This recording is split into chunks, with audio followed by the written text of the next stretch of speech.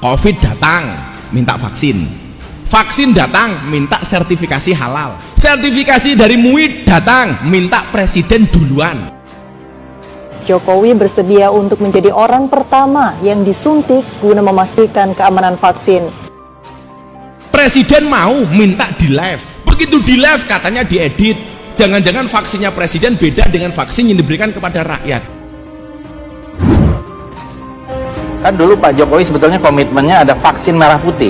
Kok ini jadi vaksin palu arit, vaksin palu arit. Cangkemmu lo dul itu. Golek salah pemerintah tok.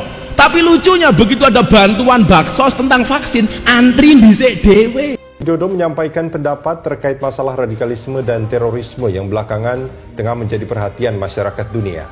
Yang harus kita waspadai adalah ideologi transnasional cenderung semakin meningkat, memasuki berbagai lini kehidupan masyarakat dengan berbagai cara dan berbagai strategi. Berikan masukan kepada pemerintah, dalam hal ini Presiden Jokowi. Maka hari ini saya sampaikan di depan Pak Gubernur, kalau ada ASN di Jawa Tengah, boh itu guru atau yang lainnya, dia berpandangan khilafah, saya sarankan kepada Pak Gubernur, ganti, copot, pecat. Kenapa? Karena itu gak sesuai dengan Pancasila.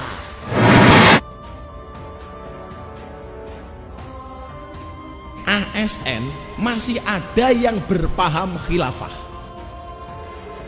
Di antara khilafah dan termasuk tatbikus syariah. Anda salah. Arab Saudi itu bentuknya kerajaan tapi bukan khilafah. Saya pastikan di dunia hari ini gak ada satupun negara yang sukses dan hari ini eksis dengan menerapkan konsep khilafah. Kita bisa berdebat soal itu. Amaliyahnya Ahlus Sunnah, tapi pandangan politiknya adalah Pancasila. Beran negaranya adalah Pancasila. Yang pertama. Kalau ketuhanan yang Maha Esa masih berperan di hati kami, semuanya melekat pada diri kami, maka kita wajib menghormati nilai-nilai hari kesaktian Pancasila. Pola beragamanya Ahlus Sunnah, tetapi pandangan bernegaranya khilafah. Dan ini yang paling menipu. Bapak Ibu yang dimuliakan Allah, oleh sebab itu solusi penyelesaian umat ini hanya apa itu? Khilafah. Tegaknya khilafah, maka selesailah masalah. Takbir. Sebenarnya yang paling ideal tinggal di Indonesia siapa? Ahlus Sunnah dan dia Pancasila. Dan yang paling menipu adalah Ahlus Sunnah, tetapi pandangan politiknya adalah khilafah. Kalau kau melihat khilafah diturunkan di Ardal Muqaddasah, di tanah suci, akan dibebaskan untuk kamu 3 negeri, Syam, negeri Syam, Furs, Persia, Rum, Romawi. Takbir. Allah. Jadi kalau konsep khilafah, saya mengatakan saya setuju dengan Kiai Ma'ruf Amin. Konsep khilafah di Indonesia bukan ditolak, tapi tertolak. Maka dalam sejarah Ahlus Sunnah, dalam politik Ahlus Sunnah, gak ada istilah melawan dengan pemerintah yang sah, apalagi menjatuhkannya. Apa yang kita lakukan? Pemerintah benar, kita dukung. Pemerintah salah, kita kritik. Tentunya mengkritik dengan cara yang baik. Hari ini banyak orang kemudian pengen mau mengingatkan pemerintah, tapi dengan cara yang kurang baik. Kan dulu Pak Jokowi sebetulnya komitmennya ada vaksin merah putih.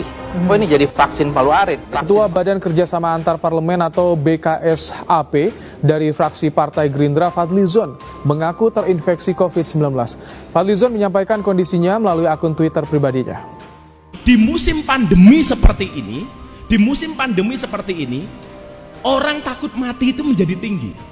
Seperti kata Presiden Jokowi kan, ini harus dibedakan. Ini mau menyuntikkan vaksin atau masih mau uji coba, itu beda. Seperti ini kita harus manut dengan pendapat ahli. Ikutlah pendapat ahli, jangan ikut-ikutan orang yang ahli berpendapat. Dalam akun Twitternya Fadlizon, ia menulis di hari-hari menjelang 50 tahun, akhirnya saya terpapar COVID-19. Mohon doanya. Berdoalah kepada Tuhannya corona, supaya corona segera dihilangkan. Jangan gara-gara corona kita kehilangan Tuhan. Hari ini banyak orang kemudian pengen mau mengingatkan pemerintah, tapi dengan cara yang kurang baik.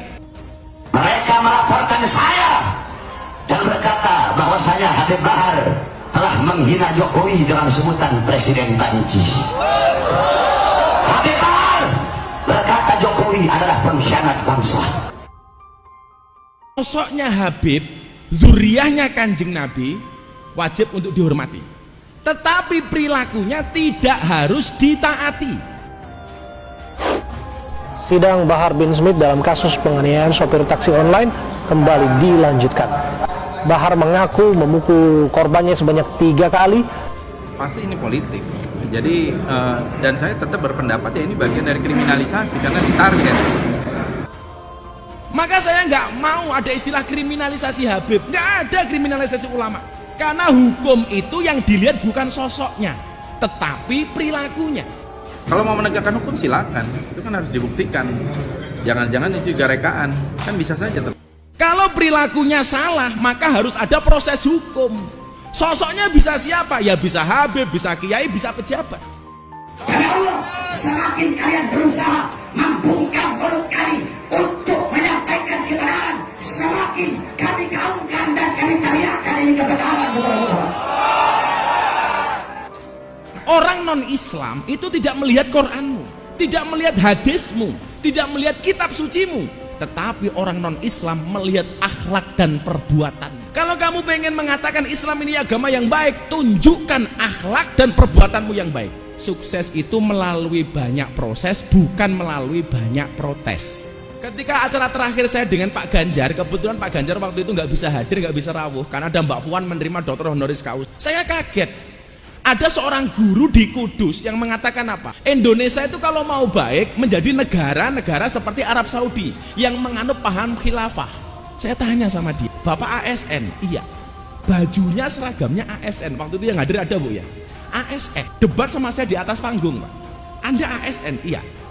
Dari mana Anda punya data kalau Arab Saudi itu khilafah? Di sana kan dasarnya Al-Quran dan Al-Hadis. Benderanya la ilaha illallah Muhammadur Rasulullah. Saya bilang, Mas, dolanmu kurang adoh, turumu kurang bengi, kopimu kurang pahit.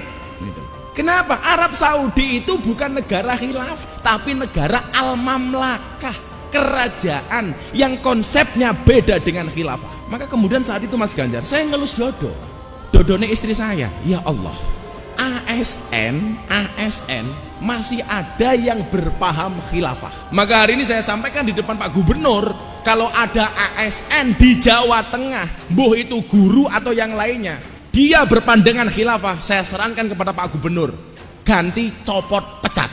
Kenapa? Karena itu gak sesuai dengan Pancasila. Anak-anakku di SMK tolong pahami konsep kebangsaan yang benar. Hari ini saya sampaikan ada 4 peta saya yang menggambarkan pola keberagamaan dan pola kebangsaan di Indonesia. Karena saya memang komitmen betul dengan pandangan-pandangan kebangsaan. Karena sebelum berangkat haji, Hadratus Syekh Mbah Maimun Zubair video call kepada saya, beliau berwasiat 2 hal. Miftah, ngajimu di klub malam, di tempat anak-anak seperti itu tolong dilanjutkan.